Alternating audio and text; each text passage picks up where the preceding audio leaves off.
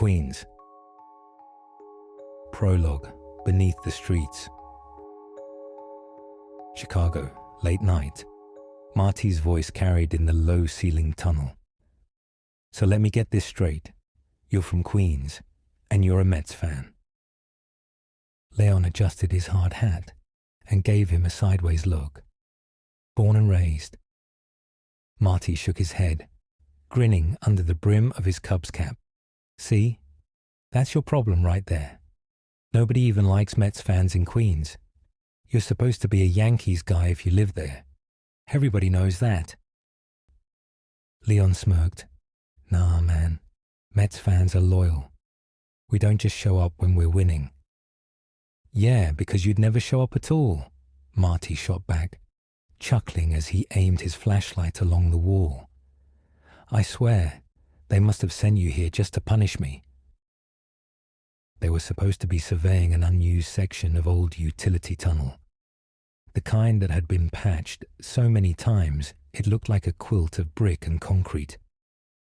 A rusted pipe ran chest high along one wall, humming faintly from whatever still flowed inside. The air smelled like damp stone and metal. Leon backed their electric cart closer to a warped conduit to check it, misjudged the distance, and thunked the front grille into the wall. The clang rang sharp through the tunnel. Nice, Marty muttered. You break it, you fix it. Wasn't even going fast, Leon said. But then the wall gave a slow, ominous crack. A section of ancient mortar crumbled, and a brick the size of a football dropped to the floor, shattering in the beam of Marty's light. Cold, damp air drifted out from the opening, carrying a strange, metallic tang. Leon tilted his head. That on the plans? Nope, Marty said, already making a note on his clipboard. Which means it's somebody else's problem. Mark it, log it, and let's get out of here. Leon shined his light into the gap, but it didn't travel far, like the darkness inside swallowed it whole. That's weird. Goes on forever back there. Let's go, Marty said, climbing into the cart. Early night tonight. We can hit the pub before we head home. Leon hesitated, then joined him. The cart's electric whine echoed as they rolled deeper into the tunnel, their voices fading into the distance. For a moment, there was nothing. Then, from the new gap, came the faint scrape of metal on stone. A long, jointed leg, black and glistening like forged steel, curled around the broken edge. Another followed, and then, slowly, something began to pull itself through. Chapter 1. Laundry Day. Sloane Carter shut the dryer door, pushed her clothes basket under the table in the middle of the laundromat, and plopped down in the chair next to it. The place was bright and clean, humming with old machines and tired ceiling fans. She stacked 4 quarters beside the basket and pulled out her phone. As she did, her eyes fell on the Speed Queen logo on the dryer. She smiled. It reminded her of her high school track days. She wasn't the fastest girl on the squad in the 100 meters, but the 200 meters. That was her sweet spot. She won that event at almost every meet. She had also been the anchor for her team in the 800-meter relay. Not as much success there, mainly due to the lackluster performance of her teammates. But she had pulled out a few come-from-behind miracles on occasion. She looked at her reflection in the glass door of the dryer. At 27, she still looked like she was in high school, still slim and fit. The light sprinkling of freckles just below her eyes and across the bridge of her nose added to the effect. She had always felt her freckles contrasted strangely with her ice blue eyes and black hair. Not in a bad way, though. Before her eyes fell back to her phone to kill time scrolling through social media, a good-looking guy passed between her and the dryer. He was carrying a mesh bag over his shoulder and a closed-top mug of what she assumed was coffee. He stopped and turned towards her and gave her a puzzled look. "Hey," he said, a little surprised. "You're, the window 2 floors above the billboard." Recognition dawning on her. "That's me," she said, smiling. "You're the desk lamp and the stack of books." He smiled, dropped his bag on the floor beside his feet, and stuck out his hand. "Yep, Daniel." She shook it. "Sloane." They talked in easy beats while she folded towels. He worked nights. She was a full-time student at the University of Illinois, Chicago, majoring in computer science. This explained why they hadn't met face-to-face, even though they had lived across from each other for nearly a year. Daniel Maddox worked the evening shift, part-time, as a mechanic for one of the car dealerships across town. He had started that job after a short enlistment in the Army and was finishing college on the GI Bill. No relatives in the city. He was single, no kids, and his parents had retired to Tampa, Florida. Sloane's parents lived in Madison, where her brother was still in high school. Sloane folded her last shirt and placed it neatly in the basket. "See you around, I guess." She smiled, picked up her basket off the table, and stole one last look at the tall, blonde-haired man before she turned and walked towards the door. "Hey, do you want to grab a cup of coffee down at Murphy's tomorrow morning?" Sloane turned to see Daniel hoisting his mesh laundry bag over his shoulder with a hopeful look on his face. "Sure. What time?" Daniel said, 9 o'clock sound good." Sloane turned and walked back and placed her basket on the table. She pulled her phone from her back pocket and said, "What's your number?" After the two exchanged contact information, Sloane said, "See you tomorrow," smiled, grabbed her basket, and turned back to the door. Chapter 2. The Way Home.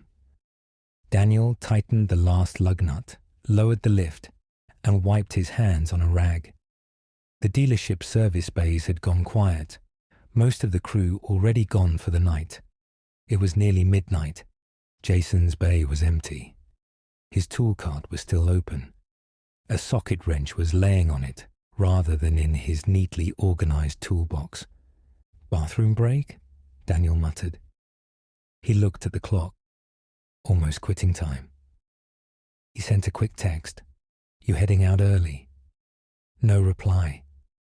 A few minutes later, he added, "I'll clean up. See you tomorrow."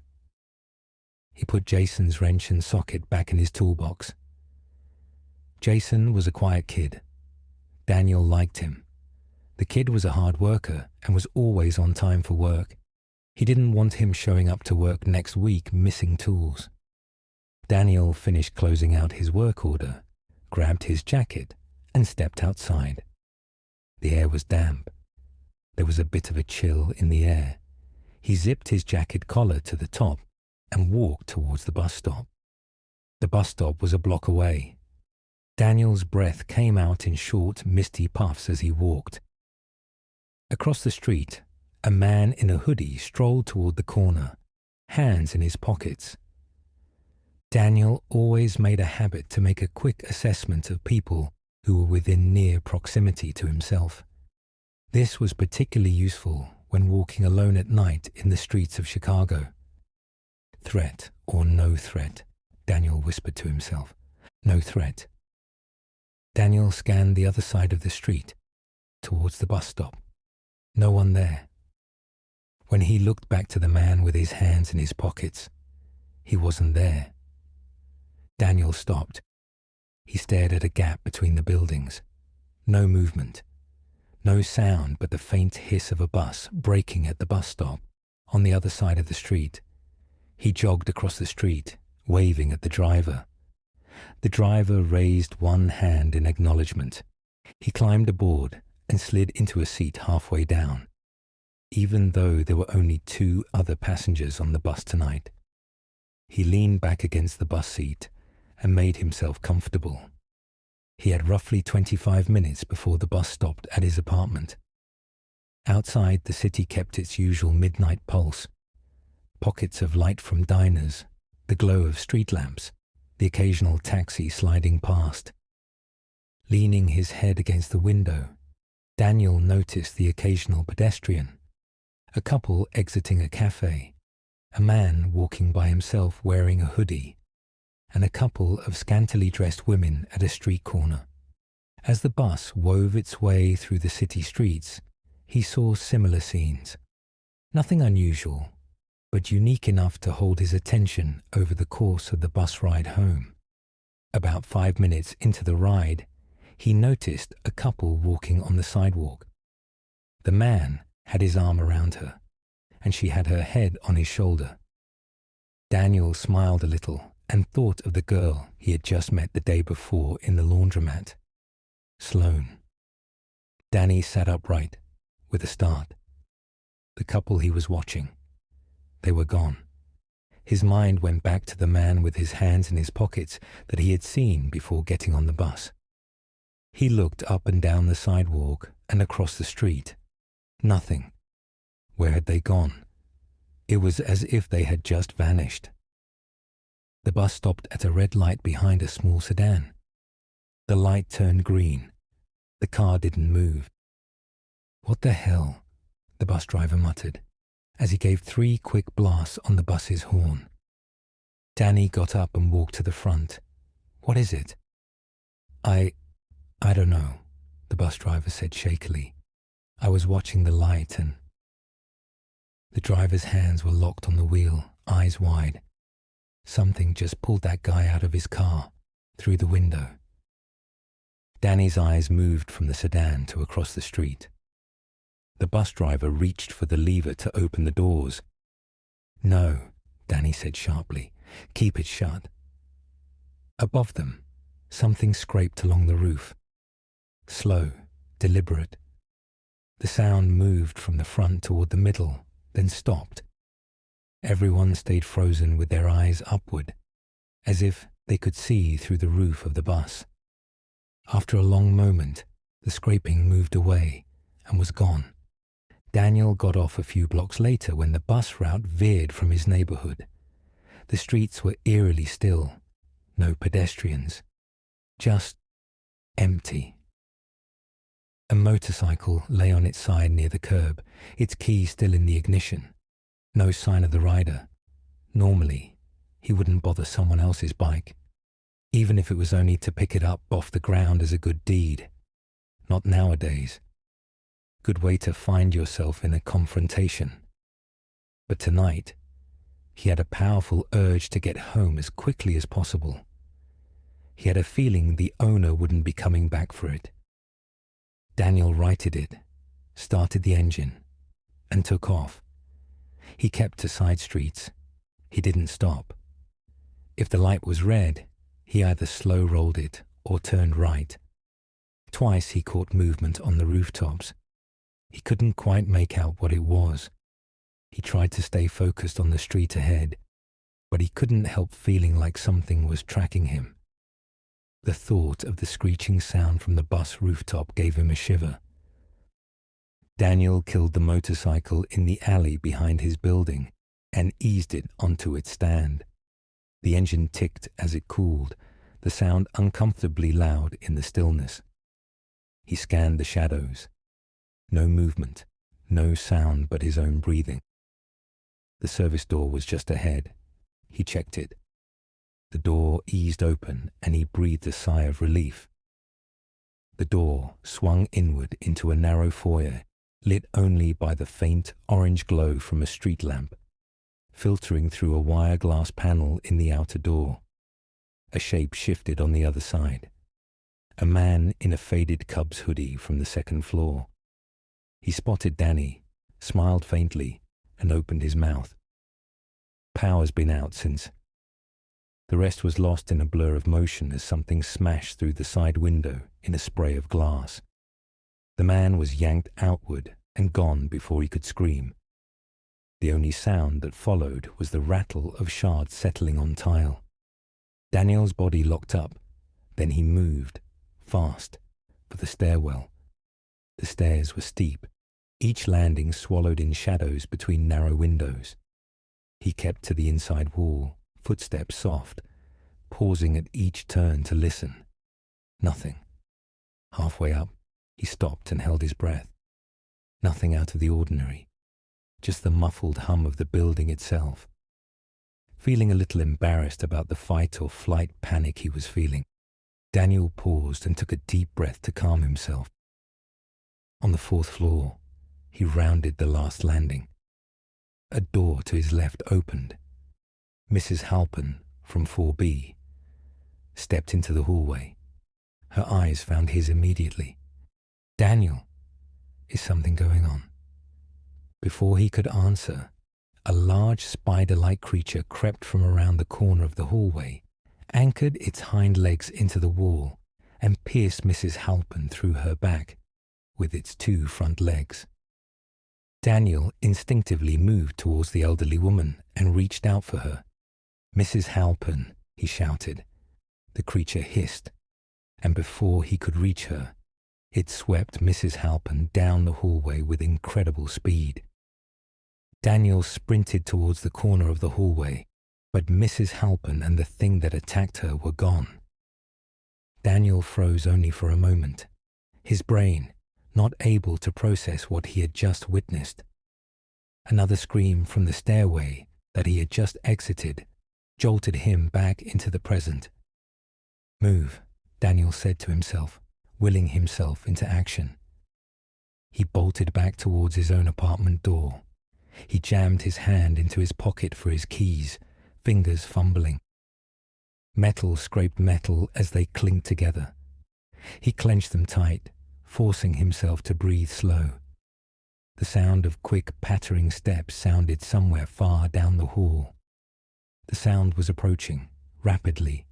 Key in lock. Turn. The door gave way, and he slipped inside, shutting it soft, turning the deadbolt without letting it snap. The apartment was silent. He leaned against the door for a long breath, then locked the chain. For now, the walls around him gave him a welcome feeling of safety. Then, Daniel turned slowly to face the interior of his apartment. Chapter 3. Must be quiet.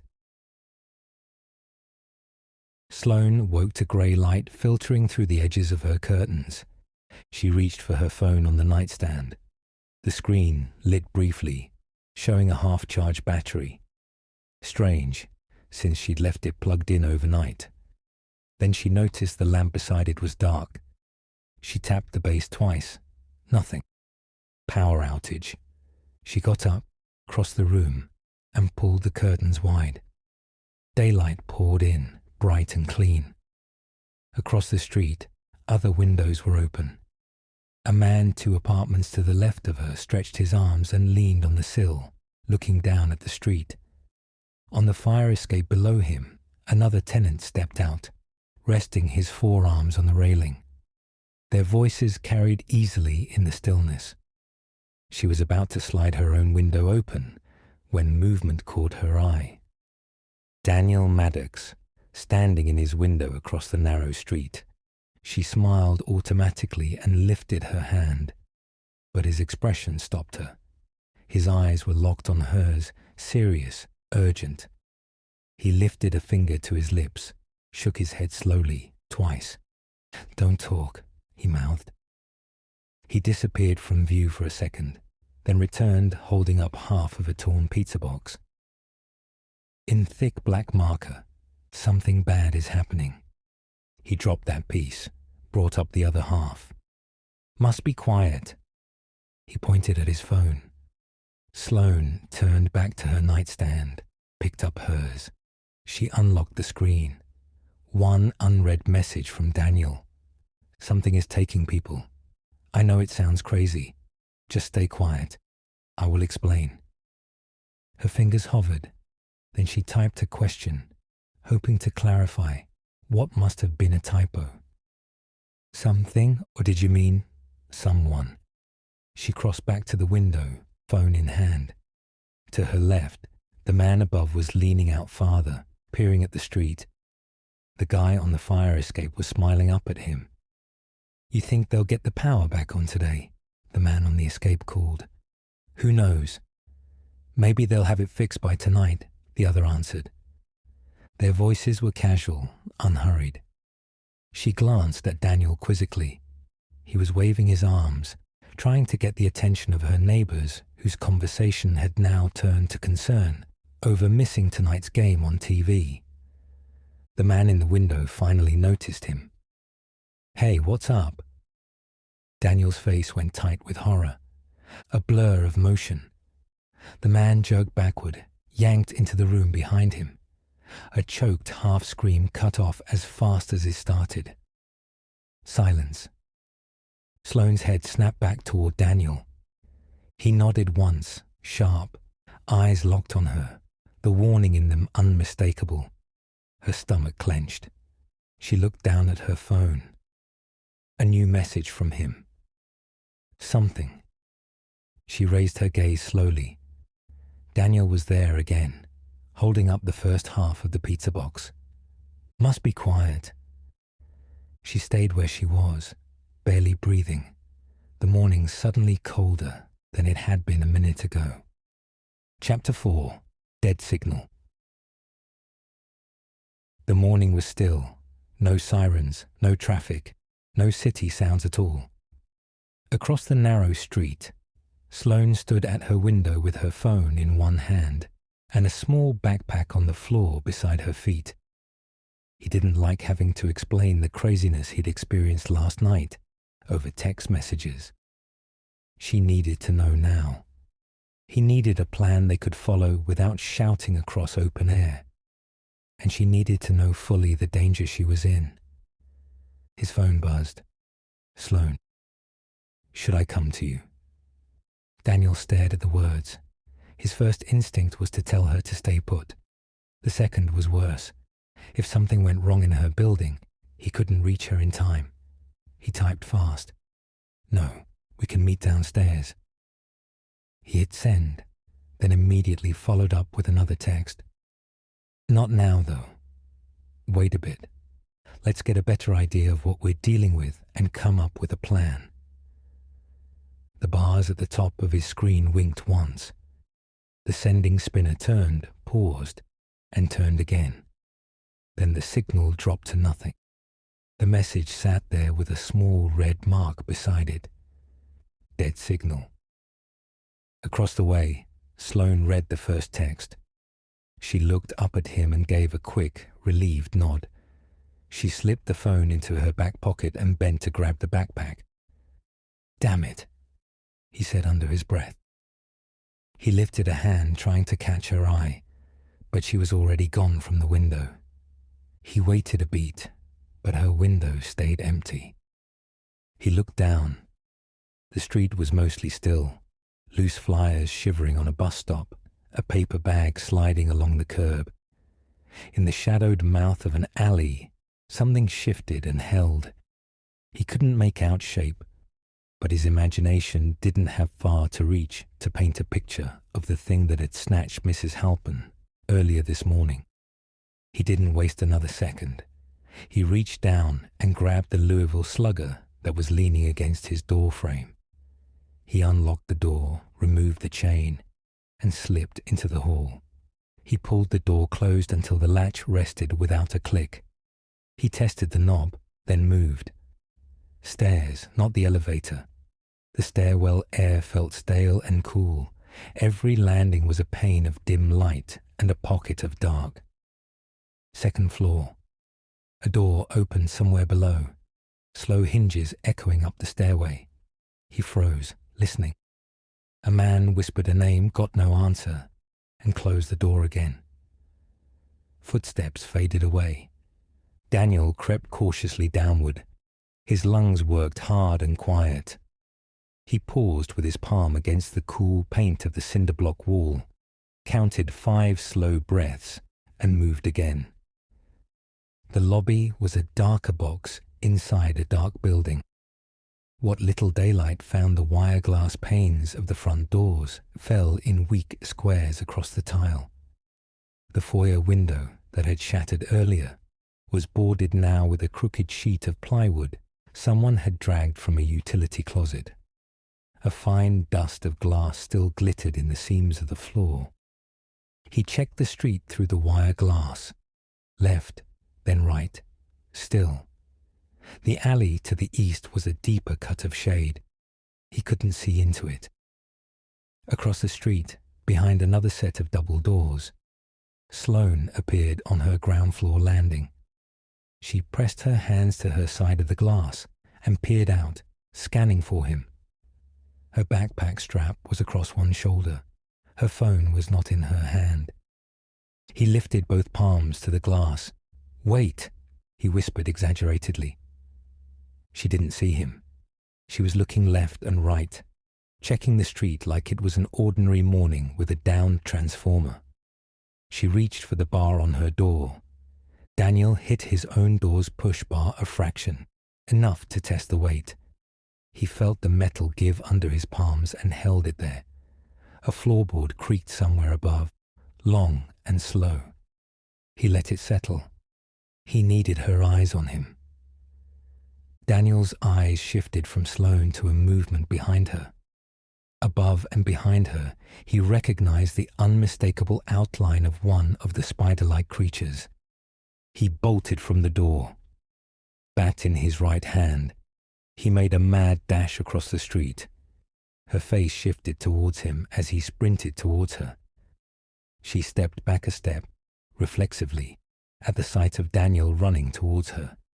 He had a baseball bat in one hand, and he was pointing behind her, yelling, "Come to me, come to me."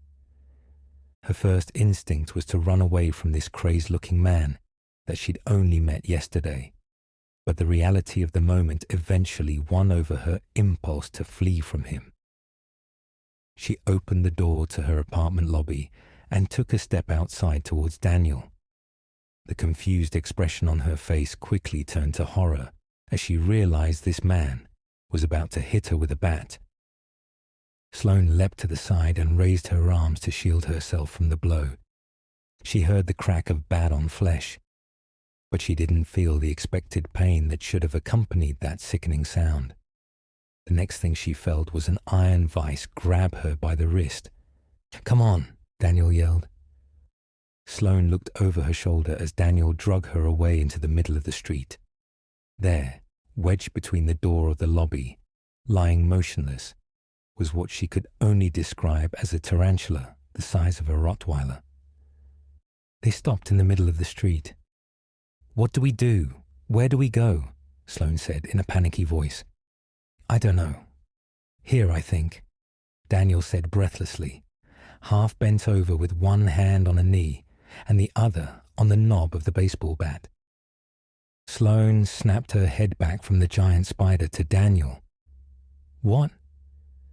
"Give me a sec," he said. Daniel's heart was still pounding, adrenaline still coursing through his veins. Daniel stood up straight and took a couple deep breaths. "They don't like daylight. At least, I don't think they do. That's about the only place I haven't seen them."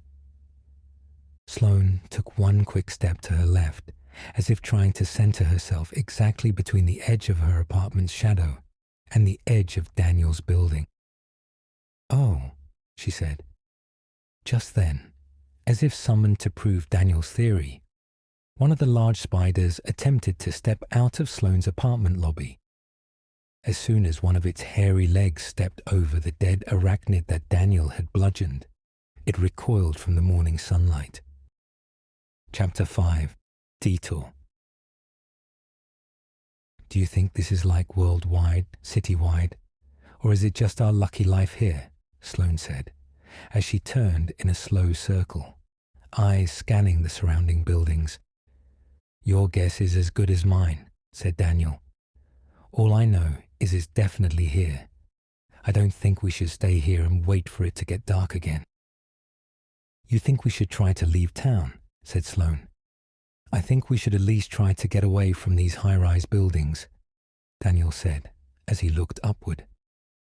"They cast some long shadows. It won't be too bad for a while. We can stick to the middle of the street, but this afternoon, when the sun starts to drop, all this will be a kill zone. Shadows everywhere. Just then, a military helicopter flew overhead. Daniel and Sloane both waved their arms over their heads. Sloane yelled, "Down here!" The chopper never slowed down. Daniel said, "Chinook." "What?" Sloane said, looking at Daniel like he was speaking a foreign language. Daniel looked at Sloane and said, "Sorry. It's a CH-47, probably National Guard. We call them Chinooks." Sloane exclaimed, "National Guard? That's good, right?" Daniel looked at Sloane and smiled. "That's very good. That one isn't looking for survivors. It's headed somewhere specific." The CH-47 did, in fact, continue on a straight azimuth.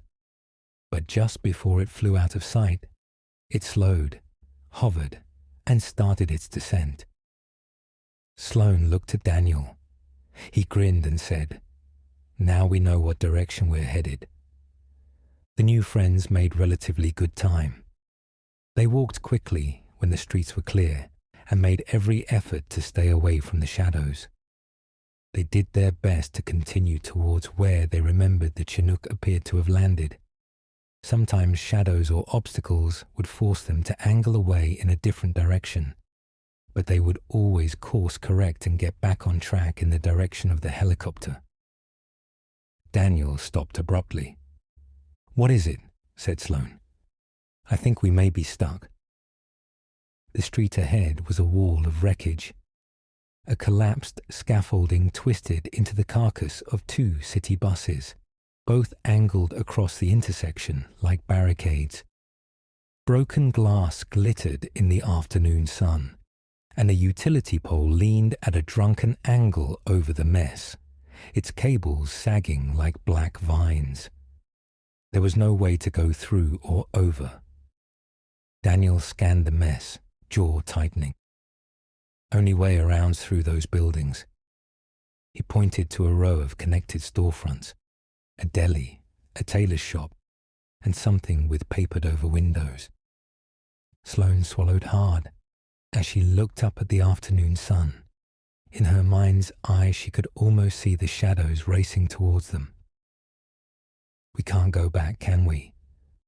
Daniel twirled the bat in his hand. "Nope." Sloane nodded. "Okay." Daniel looked at Sloane and said, "Let's just move slow, move quiet. If we see one of those things, run for whichever exit is closest. Agreed?" Sloane nodded again. The two started for the door.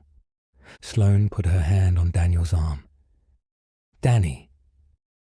Daniel stopped and turned to glance back at Sloane. "Yeah?" "I didn't say thank you for saving me back there, so thank you." Daniel smiled. "If we don't get eaten by spiders, coffee is on you." They slipped inside through the half-open door, keeping near the windows where daylight spilled in. Every step into the shadow brought a prickling awareness that the sunlight was their only guarantee of safety. The deli looked normal, to their surprise. No overturned chairs. The glass pastry case was unbroken. It looked as if it was open for business, except for the lack of patrons and deli workers. Beyond it, a narrow hallway funneled them deeper. "Stay close," Daniel murmured. They moved room to room, slipping through storage spaces and dusty offices. The silence pressed in. Just the sound of their shoes on linoleum and the faint rasp of their breathing. Finally, a sliver of light ahead. Daniel pushed through a warped metal fire door, its hinges groaning, and they stepped into the open air. Sunlight made Sloane blink. She laughed, a breathless, shaky sound.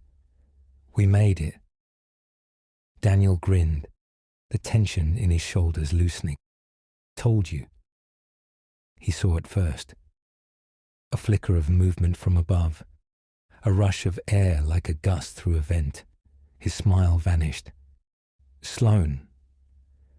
Something black and jointed dropped from the shadowed wall beside them, front legs stretching impossibly far. Sloane turned. For a split second she was staring into the open mandibles and outstretched legs of a giant spider. She closed her eyes and braced herself. The spider hit Daniel with bone-cracking force, claws locking around his torso, as Daniel threw himself in front of Sloane. The spider anchored itself, two of its back legs stabbing into the asphalt, the others clamping onto a leaning signpost. Sloane froze, eyes wide. "Go," Daniel barked, shoving her forward into the sunlight with one free hand as his bat clattered across the sidewalk. She stumbled into the bright patch of street, spinning back in time to see the creature's legs folding around him like steel cables. In seconds, it had him bound in glistening webbing. No. The spider pivoted, dragging him backward in a blur of motion toward a manhole in the shadowed pavement. The cover was already half slid aside, dark air breathing up from below. Daniel's eyes locked on hers for a fraction of a second, and then he was gone, yanked into the black. The manhole cover clanged and spun like a giant coin, then settled, half covering the manhole. Sloane's pulse hammered in her ears. She sprinted to the opening, fingers scrabbling at the heavy iron lid until it rolled aside with a groan. Beside the manhole sat a squat, open-back city maintenance cart, its paint sun-faded, the side racks loaded with gear. She tore through the compartments, a coil of rope, a dented toolbox, and then, jackpot, a fireman's axe, the red paint chipped and worn smooth on the handle. Two red road flares rolled against her palm when she yanked open another bin. She stuffed them into her pocket, gripped the axe tight, and swung her legs over the rim. The air below was cool and wet, carrying the faint metallic scrape she'd already learned to fear. She climbed the ladder down into the dark. Sloane's eyes were steadily adjusting to the dark as her feet splashed into the ankle-deep water below. Chapter 6. Into the Dark. The moment her boots hit the bottom rung, the air changed. Cold, damp, and heavy. Sloane stepped off the ladder into ankle-deep water, the splash too loud in the narrow maintenance tunnel. She winced, glancing up. The faint circle of daylight above was already shrinking as the manhole cover scraped shut. Then, silence. Not true silence. She could hear the drip of water somewhere behind her. And another sound, further away. Scrape, pause, scrape. She tightened her grip on the fireman's axe. "Danny," she whispered before catching herself. Too loud.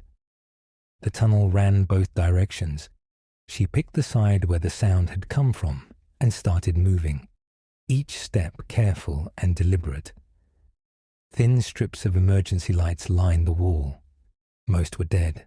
A few flickered, throwing jittery shadows that made her eyes work harder than they should. A metallic clang echoed from her right. She froze, heart pounding. It came from a vertical shaft, one of the narrow access tubes that led up to the street. Something had fallen in, or had dropped in. She crouched low, forcing her breathing to slow. The scrape started again. Closer now. Her muscles coiled before her mind caught up. A shape slid into view from a bend ahead. Not the body, not yet. Just the legs. The front too, impossibly long, questing forward over the floor. The rest of it emerged seconds later. A crouched, spider-like form, abdomen low to the water, moving fast. It saw her. It lunged. Sloane spun on her heel and bolted, the water spraying out behind her with each stride. She heard it following, claws slicing into the walls for purchase, the high-pitched hiss growing louder. She hit a wider section of tunnel, planted her feet, and turned as it lunged. The axe came down in a clean arc. The blade bit through one of those long front legs, severing it in a gush of dark fluid. The spider shrieked, the sound bouncing hard off the concrete. The creature recoiled into the shadows it had come from. She backed away, chest heaving, the axe dripping with that dark, sticky fluid. The tunnel sloped slightly downward now. As she pressed on, patches of the floor grew tacky, clinging to her boots. Webbing, first in scattered strips, then thicker and denser. She had to lift her knees higher to free herself. The muffled sound again. Definitely human this time. Too indistinct to be words, but urgent. She glanced behind her. Something big moved in the shadows, slow and deliberate, following her. Ahead, a stretch of tunnel opened into pure black. The thin glow of emergency lights didn't reach that far.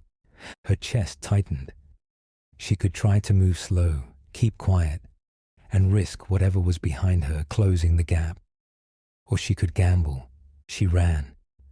Boots splashing, arms pumping, every muscle firing as she drove herself forward into the dark. The webbing grabbed at her feet, but she tore free, moving faster and faster until the black gave way to a larger space.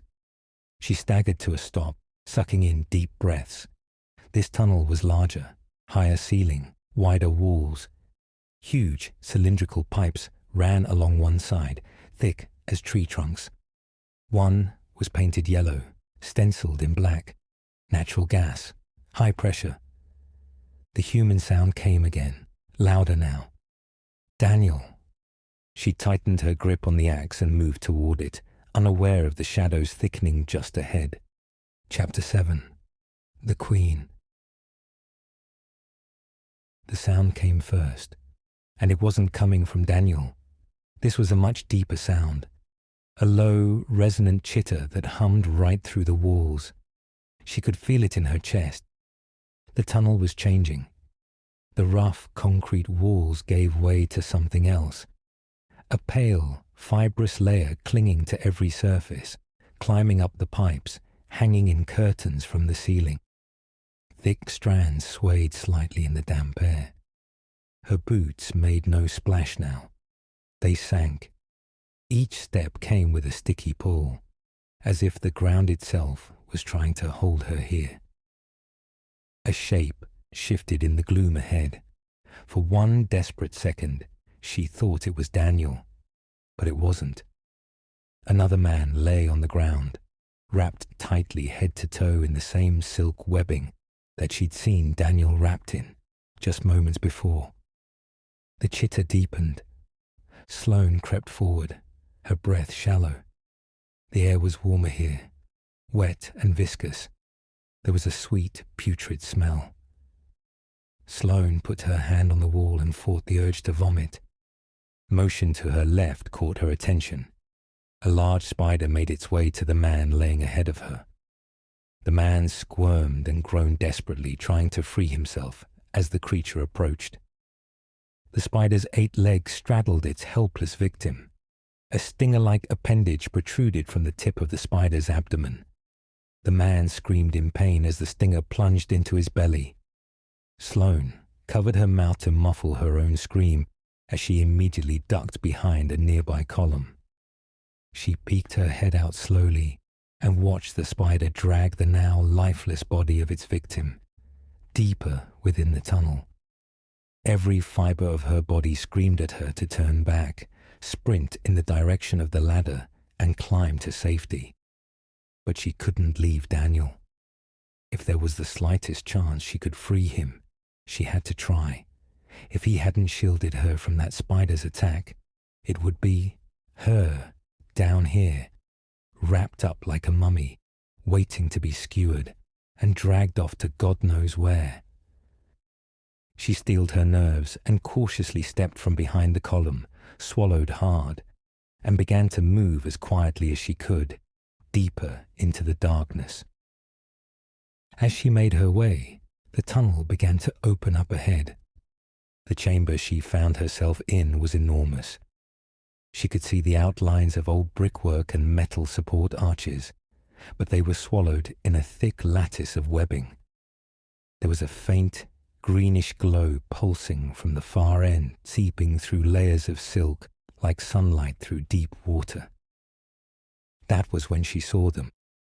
Dozens, maybe hundreds, of cocooned bodies hanging in clusters, all still, motionless. The webbing that wrapped the bodies was gapped enough that she could make out features, dark or light hair, noses and ears, but it was the victims' mouths that startled her. Every one of the cocooned victims' mouths were gaped open, inhumanly wide. Sloane could only assume that this final expression reflected the pain, lack of oxygen, and sheer horror the victim experienced as life left their bodies. Her stomach turned again.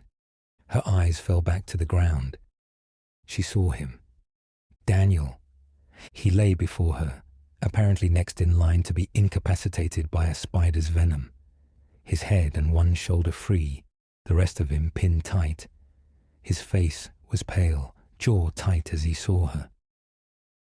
"Sloane," he said, with a mixture of surprise and relief. His voice was hoarse and panicked. She didn't have time to answer. The glow at the far end shifted, and the webbing parted as something moved. Terror flooded through Sloane's body. Making its way through a large web-shrouded hole in the ground was a massive arachnid-like creature. The Queen. She was gargantuan, her body easily the size of an SUV, abdomen bulbous and faintly translucent, pulsing with that green light. 8 legs braced against the walls and floor, but the front 2 were longer than the rest. Impossibly long, barbed at the tips, each joint moving with deliberate precision. Her head was a nightmare of movement, large, rapid mandibles clacking, larger hooked fangs flexing in front. She stepped forward without hurry, each movement making the webbed structure hum like a plucked string. Sloane's grip on the axe tightened until her knuckles hurt. The Queen turned toward her, the green glow shifting inside the abdomen like something alive was moving beneath the surface. A sudden screech tore through the chamber. The sound rattled the metal in the walls. Behind Sloane, a smaller hunter spider dropped from the ceiling with a splash, claws clicking on the wet floor. She swung hard, the axe blade bit deep, splitting its head. The noise drew the Queen's attention. Her long legs retracted slightly, then shot forward, stabbing into the ground where Sloane had been standing. Concrete cracked, water spraying from a ruptured pipe. Daniel shouted something, but the Queen's hiss drowned it out. Sloane darted forward in bursts, staying low, keeping to the gaps between those deadly sweeps. Her speed carried her to the base of Daniel's webbing. She used the pick end of the axe in short, vicious tugs, tearing at the silk strands. One of the Queen's legs slammed into the wall inches from her head, dust and fragments raining down. Another clipped her shoulder, tearing her shirt and burning her skin with its rough edge. She cut through the last of the bindings that wrapped around Daniel's ankles. He rolled to his knees and sprang to his feet. The Queen's screech was deafening now. Around them, smaller spiders began to stir, dropping from the ceiling and crawling from shadowed alcoves. Daniel noticed something protruding part way from Sloane's back pocket. "Sloane," he said excitedly, "are those road flares?" Sloane glanced at him. "Huh? Oh, yeah." Grabbed them off a maintenance cart. Daniel held out his hand. "Let me have one." Sloane handed him a flare. Daniel lit it and threw it towards the middle of the herd of approaching spiders. The spiders immediately converged on the blazing flare like a pack of feral dogs on a wounded rabbit. The queen quickly retreated from the chamber. She pregnant, realization dawning on Sloane. The screeching sound that emanated from the spiders was deafening. Are they attracted to it? Or are they protecting the queen? Daniel said, as he stared at the bizarre scene in wonderment. Sloane yanked exasperatedly at the back of his shirt. Run! Daniel snapped back into the moment. Yeah, gotta go. Sloane spotted a side tunnel. Low, narrow, but clear of webbing. There, she yelled. The ground began to rumble under their feet. Behind them, the swarm followed. They burst into the wider corridor lined with massive pipes. Ahead, stenciled in black across a yellow cylinder, the words, natural gas, high pressure. Chapter 8, Lift Off. The first hunter hit the corridor floor behind them with a wet thunk. Don't stop, Sloane shouted, pulling Daniel by the arm. His legs were unsteady. The blood circulation had not fully returned to them, but adrenaline helped to push him forward. The tunnel echoed with claws on concrete. They were gaining. They skidded to a stop in front of the yellow pipe. Natural gas, high pressure in bold stenciling. The words burned into Sloane's brain. She swung the fireman's axe. The pick end smashed into the metal with a sharp clang. Nothing. She swung again, harder. And this time the steel gave with a sharp pop. A thin white hiss spraying from the puncture. The smell hit instantly, sharp and chemical. The hiss became a roar. Gas flooded the air, the sound masking the approach of the spiders. But not for long. The swarm was massing now.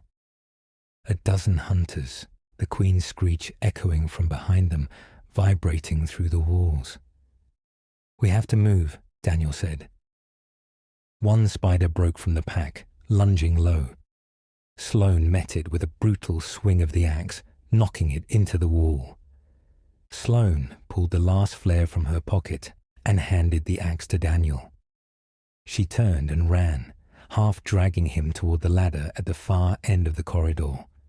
Halfway there, the flare slipped in her grip, slick from the condensation on her palms. It bounced once on the floor and rolled toward a storm drain. No!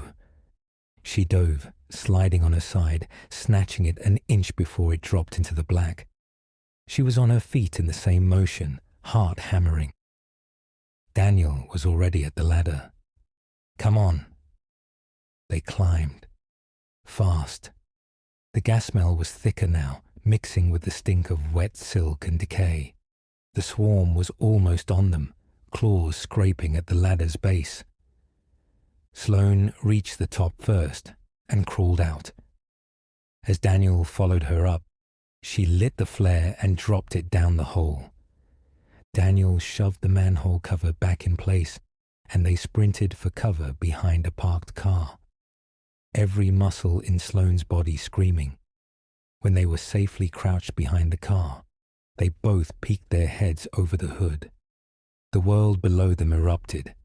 A deep, rolling whomp shook the street, followed by a gout of flame that belched from the manhole, propelling the cover high into the air.